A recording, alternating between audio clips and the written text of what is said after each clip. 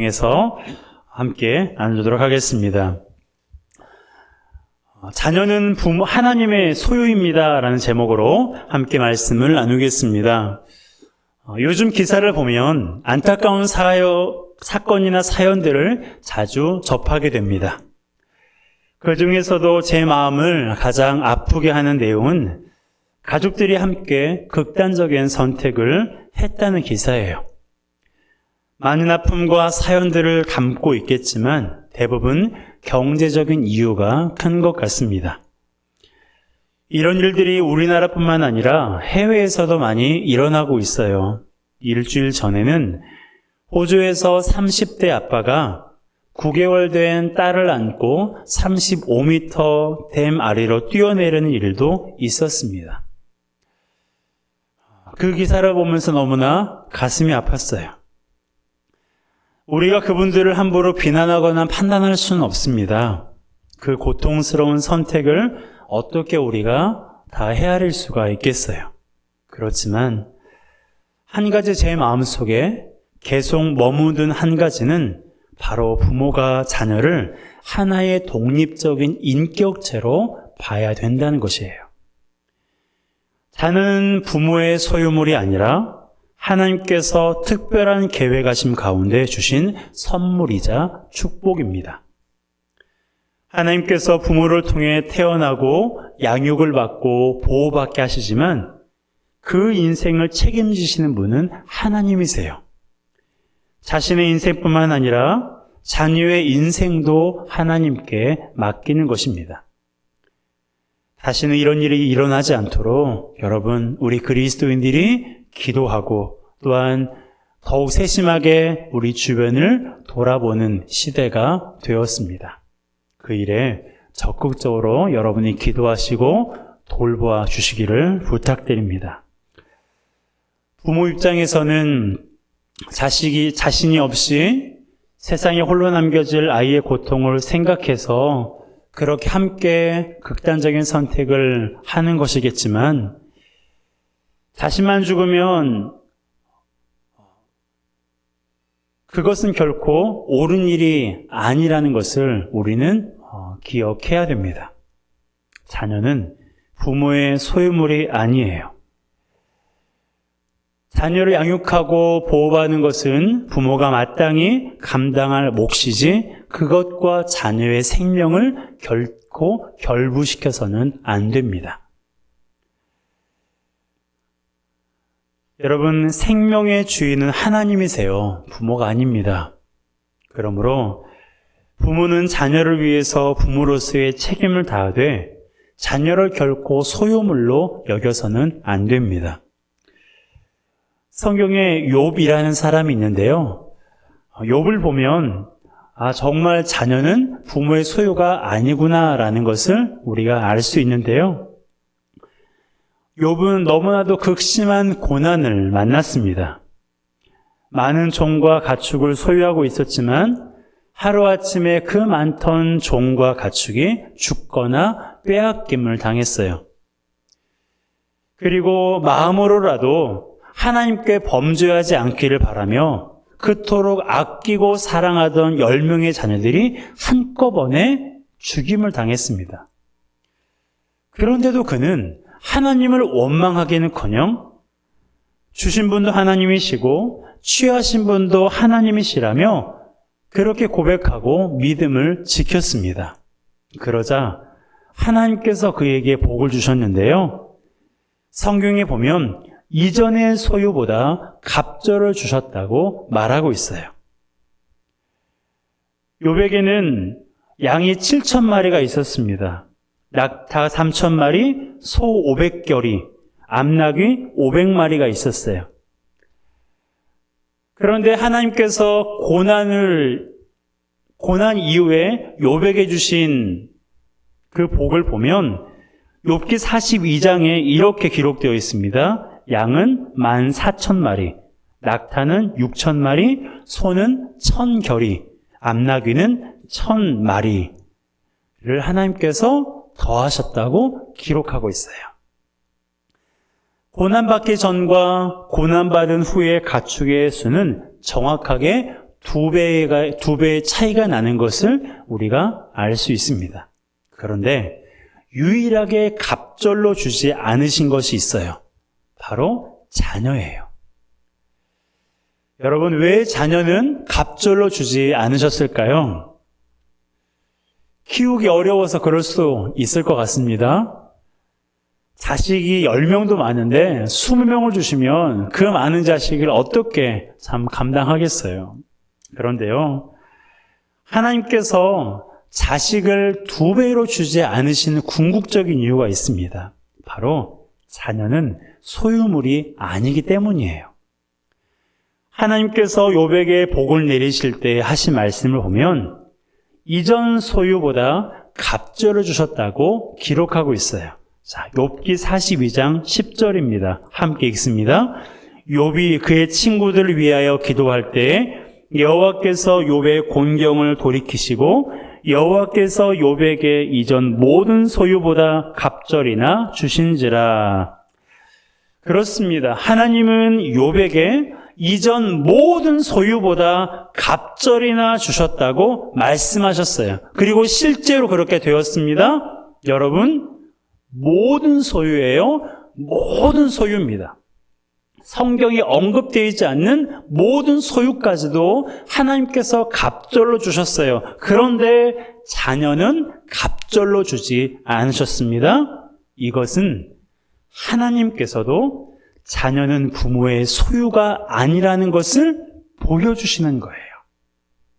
모든 소유를 갑절로 주셨는데 자녀는 정확하게 10명을 주셨습니다. 이것은 자녀는 부모의 소유가 아니다는 거예요.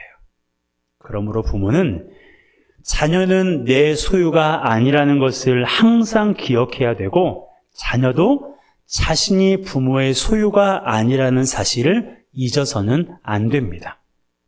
여러분, 자녀는 누구의 소유입니까? 자녀는 하나님의 소유입니다. 아멘이십니까? 자녀는 하나님의 소유예요. 자, 오늘 본문도 그것을 말씀하고 있습니다.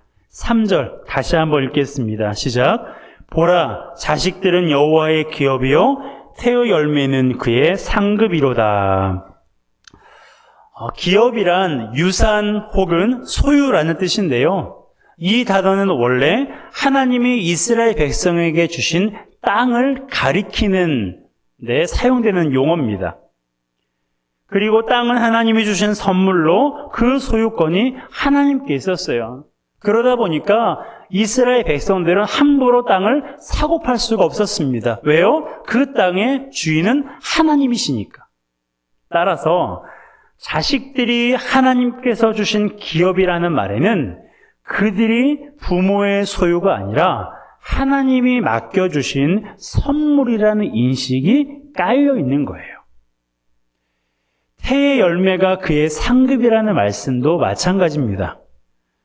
상급은 품삯을 의미하죠. 품삯은 주인이 품꾼에게 주는 것입니다. 그러므로 자식들이 품삯이라는 말에도 어떤 말이 내재되어 있어요? 자식들에 대한 소유권이 부모에게 없다는 뜻이 담겨져 있는 거예요. 그러니까 부모가 자녀를 잘 양육하면 하나님께서 그렇게 보상해 주신다는 거예요. 품삯을 주신다는 것입니다. 이것을 부모인 우리가 기억해야 되고 자녀도 기억하고 있어야 됩니다. 그렇다면 자녀가 하나님의 소유라는 것을 기억하면 어떤 좋은 점이 있을까요? 바로 하나님이 책임지신다는 믿음이 있기 때문에 좋은 것입니다. 하나님이 책임지신다는 믿음이 생기기 때문에 좋은 거예요. 일반적으로 사람들은 자녀의 성공은 어떤 부모를 만나느냐에 달려있다고 생각합니다. 그래서 흙수저, 금수저라는 말을 하는데요. 이것이 어떤 면에서는 맞는 말이에요. 공부하는 것만 보아도 그렇습니다. 특히 코로나로 인해 비대면 수업이 자주 이루어지고 있는데 지금 학생들의 성적 격차가 더 벌어졌다고 해요.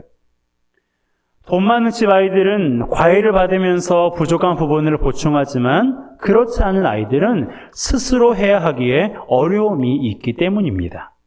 그러니 어떤 부모를 만나느냐가 자녀의 삶과 성공에 일부는 영향을 미치기도 해요. 그리고 오늘 북스토리에 기록되어 있는 것처럼 모든 자녀는 사랑에 대한 일생의 갈증을 지니고 태어나는데 누구보다 부모의 사랑이 절대적으로 필요로 하고 있습니다. 그러기에 부모는 자녀를 사랑하되 그 사랑을 마음만이 아닌 말과 행동으로 표현할 때 자녀들이 사랑에 대한 갈증을 느끼지 않는 거예요. 그만큼 자녀에 대한 부모의 역할은 말할 필요도 없이 중요합니다. 하지만 부모도 사람이잖아요. 그래서 때로는 충분한 사랑을 주지 못하기도 하고 자녀의 필요를 채워주지 못할 때가 많습니다. 그러기에 우리 자녀들이 꼭 만나야 될 분, 우리 자녀들에게 없어서는 안 될 분이 누구십니까? 바로 하나님이세요. 하나님 아버지십니다. 사실 자녀의 삶과 성공에 부모가 많은 부분에 영향을 끼치고 있지만 궁극적인 영향을 끼치고 지대한 영향을 끼치시는 분은 하나님이라는 것을 우리가 기억해야 돼요. 하나님께서 우리의 자녀를 책임지시기 때문입니다. 성경이 그것을 얼마나 잘 보여주고 있는지 몰라요. 다윗을 생각해 볼까요? 다윗은요, 이스라엘의 2대 왕으로서 나라를 통합하고 확장하는데 큰 역할을 했습니다. 그리고 예수 그리스도의 조상으로서 하나님의 구원 계획을 이루는데 쓰임받았던 사람이에요. 하지만 다윗의 10대 시절은 무척 외로웠습니다. 당시 이스라엘을 대표하는 사람이 사무엘이었는데요. 그가 하나님의 명령을 따라 왕을 세우기 위해 다윗의 집에 왔을 때에도 다윗의 아버지는 다윗을 부르지 않았어요. 그 중요한 때에도 들에서 양을 치도록 내버려 두었습니다. 그는 아버지와 7명의 형들에게 철저하게 소외된 10대의 삶을 살았어요. 그런 다윗이 이스라엘의 왕으로서 큰 역할을 할 수 있었던 것은 하나님께서 그의 인생을 책임지셨고 다윗이 그것을 믿었기 때문입니다. 다니엘도 마찬가지예요. 그는 바벨론의 포로로 잡혀갔지만 그곳에서 총리로서 하나님의 살아계심을 수많은 사람들에게 증명해 보였습니다. 요셉도 그래요. 그는 형들에 의해서 애굽의 노예로 팔려갔지만 그곳에서 총리로서 수많은 사람들을 먹이고 살렸습니다. 이때 다니엘과 요셉의 나이가 10대였어요. 그들이 타국에 있을 때 그들을 도와줄 수 있는 사람은 하나도 없었습니다. 부모도 없었고 형제도 없었어요. 다니엘은 전쟁을 치른 후에 바벨론의 포로로 잡혀갔는데 다니엘서에 그의 부모에 관한 이야기가 없는 것으로 보면 아마 전쟁 중에 죽지 않았을까라고 생각해 볼 수도 있어요. 설령 살아있다고 해도 바벨론 궁정에서 생활하고 있던 다니엘이 부모를 만나기란 힘들었을 것입니다. 요셉도 마찬가지예요. 그는 애굽의 노예로 팔려갔을 때 그곳에는 요셉 혼자만 있었어요. 고민을 털어놓을 사람도 없었고 힘들고 어려울 때 격려해주는 사람 하나도 없었어요. 그럼에도 불구하고 다니엘은 바벨론에서 총리로, 요셉은 애굽에서 총리로 선한 영향력을 끼치며 살았습니다.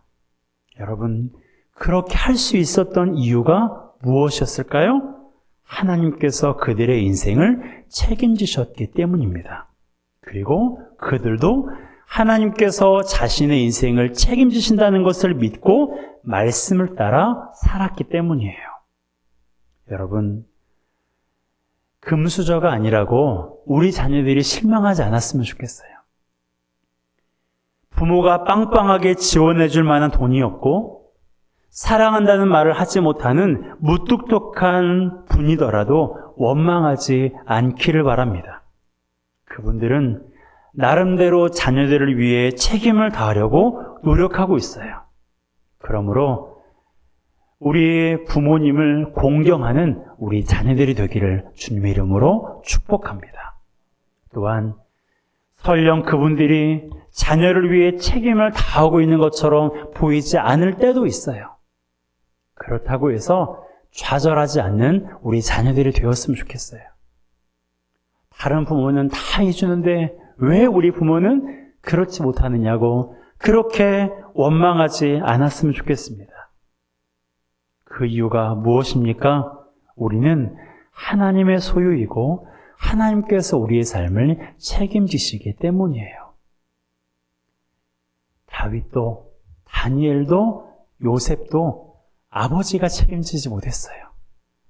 부모가 책임지지 못했고 형제도 옆에서 도와줄 수 없었어요. 그들에게는 오직 하나님만 있었고 하나님께서 그들의 삶을 책임지셨고 그것을 믿고 말씀대로 살았더니 하나님께서 그들의 삶 가운데 역사하신 것입니다. 여러분, 하나님보다 우리의 삶을 확실하게 책임질 수 있는 분은 없습니다.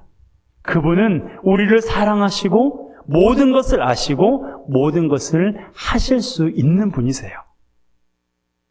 여러분, 하나님께 속한 것은 하나님께서 책임지신다는 것을 꼭 기억하시기 바랍니다. 하나님은 우리 자녀의 주인이세요. 자녀는 하나님의 소유이기에 하나님께서 전적으로 책임지십니다. 그렇잖아요. 다른 자녀들이 아파하고 힘들어하는 것도 우리에게 가슴 아픈 일이지만 무엇보다 하나님이 나에게 맡겨주신 자녀가 조금이라도 아프면 어떻습니까? 가슴이 덜컥 내려앉잖아요. 하나님이 나에게 맡겨주셨기 때문에 그래요. 하물며 하나님께서 당신의 소유이신 자녀를 내버려 두시겠습니까? 여러분, 결코 그렇지 않습니다.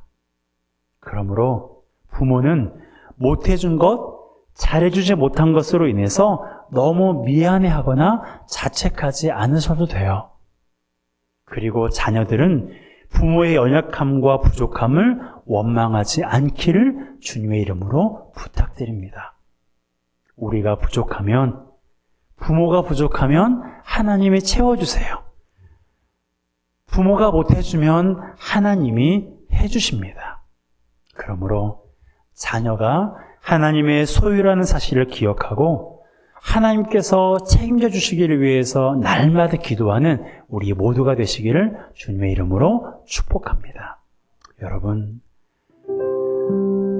자녀들과 우리는 언제까지라도 함께 할 수는 없습니다. 한순간 함께 하는 것 뿐이에요. 그것을 부모인 우리도 알아야 되고 자녀인 우리도 알아야 됩니다. 오직 우리를 책임지시고 우리 연약한 부분들을 채워주시고 부족함 없이 공급해 주시는 분은 하나님 한 분뿐이세요. 우리는 이것을 잊어서는 안 돼요. 부모도 기억해야 되고 자녀도 기억해야 됩니다. 부모들에게 있어서 늘 그 마음은 자녀들에게 못해준 것, 자녀들에게 미안한 것, 그 마음이 부모들에게 너무나 많이 있어요. 그런 마음이 있으면 있을수록 우리가 더욱더 힘써야 될 것은 내가 해주지 못한다고 자책하고 내가 채워주지 못한다고 실망하는 것이 아니라 나는 할 수 없지만 하나님 아버지는 할 수 있다는 것을 믿고 하나님 나의 자녀들의 필요를 채워주세요. 하나님 내가 도와줄 수 없는 그 부분을 하나님 도와주세요라고 하나님 앞에 기도하는 것입니다.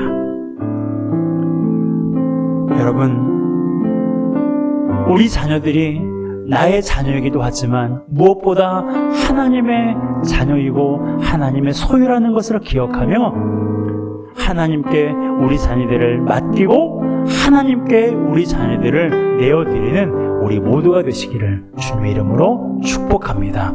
그러한 자녀는 하나님께서 포기하지 않으세요. 그러한 자녀는 하나님께서 반드시 역사하셔서 이 시대 가운데 하나님의 놀라우신 은혜를 경험하게 하실 것입니다. 부족하십니까?